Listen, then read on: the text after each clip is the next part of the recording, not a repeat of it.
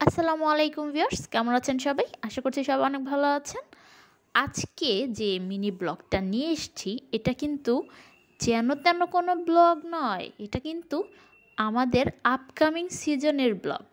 কারণ আমরা সবাই জানি শীত অলরেডি চলে আসছে। কিছু কিছু জায়গায় তো মানুষ শীতের পোশাক পরা শুরু করে দিয়েছে। আর শীত মানেই হচ্ছে আমরা বাংলাদেশি মানুষেরা বিভিন্ন রকমের পিঠা খাই। সেই পিঠার মধ্যে ভাপা পিঠা কিন্তু একটা। এখন রাস্তার আনাচে কানাচে, মোড়ে, গলিতে, অলিতে, সব জায়গায় না, বিভিন্ন জায়গায় আন্টিরা কিন্তু ভাপা পিঠা বানিয়ে বিক্রি করছে। কারণ কিছু মানুষ ভাপা পিঠা খেতে খুব পছন্দ করে এবং তারা বিভিন্ন ব্যস্ততার কারণে পারে না। সেই জন্য এই আন্টিরা দায়িত্ব নিয়েছেন আমাদেরকে ভাপা পিঠা খাওয়ানোর। কিন্তু আজকের ভাপা পিঠা কিন্তু আমার বাসায় হচ্ছে, আমার আম্মু বানাচ্ছে। আমার আম্মু সব সিজনে, যে যে সিজনে আমরা বাংলাদেশি মানুষরা যা যা খেতে পছন্দ করি সব কিছু বানানোর ট্রাই করে। তো অফিস থেকে আসার পর দেখি আম্মু ভাপা পিঠা বানাচ্ছে। রাস্তায় কয়েকদিন যাবত দেখছিলাম যে অনেকে ভাপা পিঠা বানিয়ে বিক্রি করছে। তো খেতে ইচ্ছে করে নাই, বাট মনে হচ্ছিল যে যাক, খাওয়া হবে, কারণ আম্মু কোন দিন যেন বানায়। তো আজকে বাসায় এসেই দেখলাম যে আম্মু অলরেডি ভাপা পিঠা বানানো শুরু করে দিয়েছে। দেখে মনে হলো আগে খাই। তো তড়িঘড়ি করে ব্যাগটা রেখে কী আর করব, কোনো রকম শুধু হাতটা সাবান দিয়ে ধুয়ে খেয়ে ফেলেছি একটা।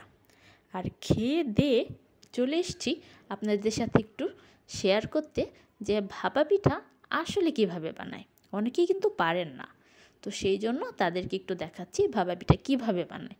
ভাপা পিঠা বানানো কিন্তু অনেক কিছু দরকার হয় না, একটু চালের গুঁড়া দরকার হয়, একটু গুড় দরকার হয়, আর হচ্ছে নারকেল দরকার হয়। আর আর কিছু লাগে না, আর কিছু লাগে না। ও, একটা কথা শেয়ার করি, আমি অনেক জায়গায় শুনেছি অনেকে ঝাল ভাপা পিঠা খায়। এটা কিভাবে খায় আমি জানি না।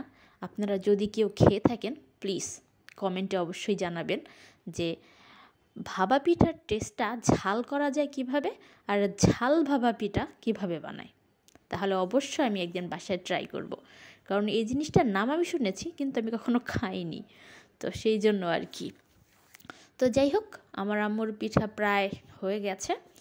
তো সে লাস্ট বারের মতো যা টুকটাক টুকটাক করার দরকার হয় সেগুলো করে নিচ্ছে। না, রেডি।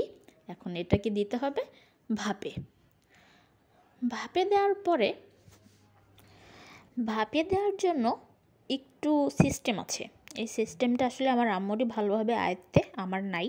তো আমি শুধুমাত্র আপনাদেরকে একটু দেখিয়ে দিচ্ছি কিভাবে দিতে হয়। যদি আপনারা অবশ্যই অনেকে পারেন, আমি পারি না, এর জন্য আমি আসলে এর মধ্যে বলতে পারবো না, আমি শুধু দেখাতে পারবো। তো হয়ে গেল দেয়া, এবার ভাপে রেখে দিতে হবে বেশ কিছুক্ষণ, প্রায় 5 মিনিট তো অবশ্যই, maybe I am not sure. So কিছুক্ষণ পরেই হয়ে গেছে আমাদের ভাপা পিঠা, আম্মুর বানানো ভাপা পিঠা। তো আই উইশ ইনশাআল্লাহ ইন ফিউচার আমি একদিন বানাবো, সেদিন আপনাদের দাওয়াত দিব।